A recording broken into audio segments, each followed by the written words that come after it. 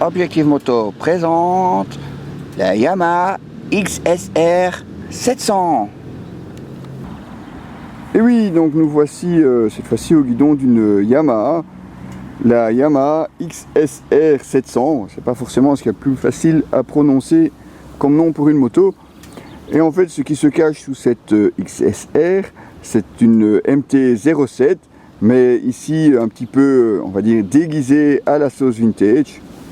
On retrouve les jantes alu à 10 bâtons, mais vous trouvez un phare rond, typique des anciennes motos, enfin du moins des cafés raceurs modernes.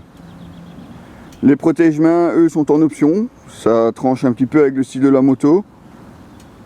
Des soufflets pour la fourche, des cages grillagées sur le côté. Le design du réservoir, lui, est aussi très spécifique à cette XSR 700 et lui va plutôt bien dans cette couleur vert et argent.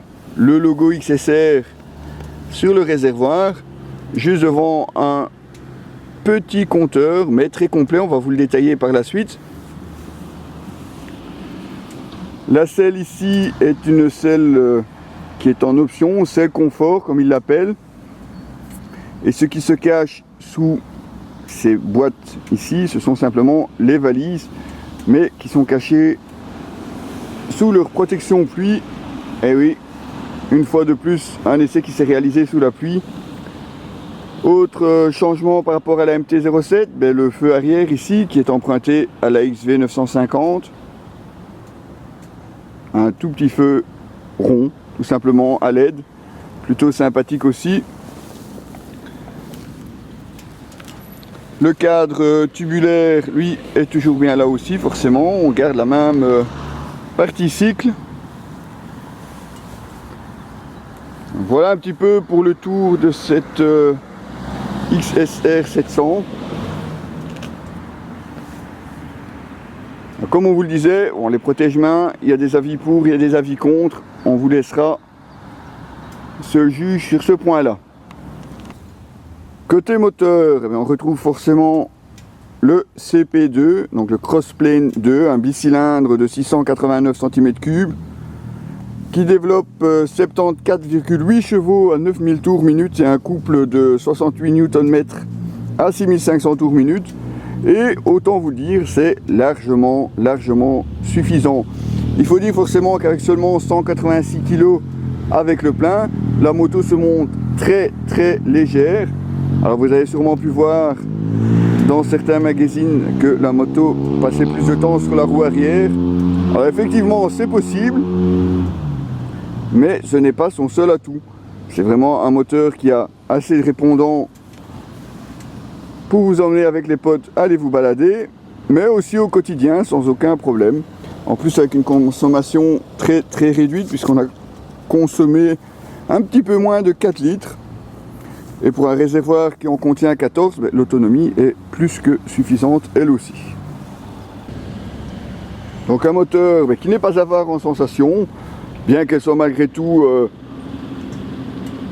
plus axée sur l'accélération. N'allez pas chercher la vitesse de pointe maximale de la moto, c'est vraiment pas son truc.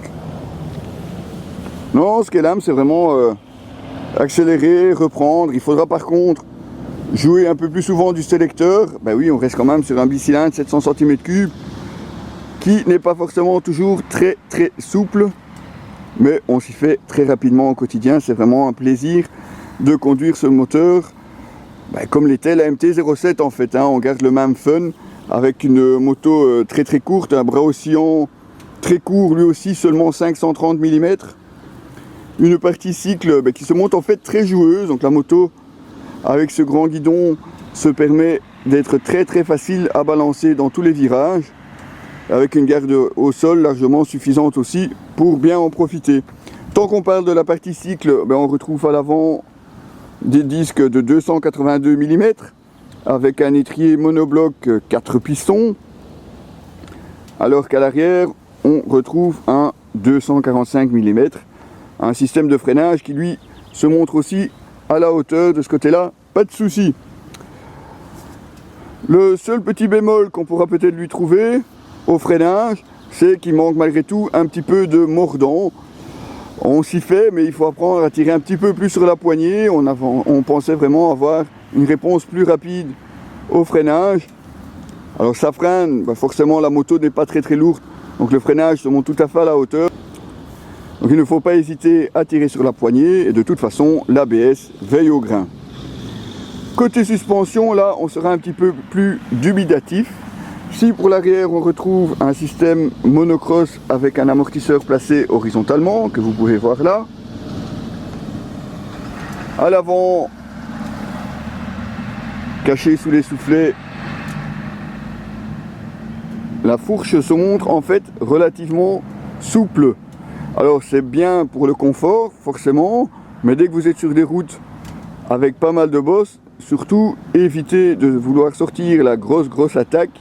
Bon, ce n'est pas forcément le but de cette Yamaha XSR 700, mais malgré tout, évitez quand même, parce que la moto a tendance un petit peu à rebondir. Vous avez vraiment l'impression d'être assis sur un ressort, et c'est pas forcément des plus faciles à gérer. Mais rassurez-vous, au quotidien, c'est tout à fait suffisant. Il faut vraiment lui en demander beaucoup pour atteindre ses limites à cette petite XSR 700. Alors, sous ce housse de pluie, voilà, c'est une option aussi. Les valises latérales en cuir, s'il vous plaît. Par contre, pas de fermeture à clé, c'est simplement deux petits cliquets et une fermeture ici au-dessus. Alors forcément, chez Yamaha, on nous conseille de garder la housse de pluie, parce que sinon les valises sont tout de suite dégueulasses. C'est d'ailleurs un point noir de cette moto.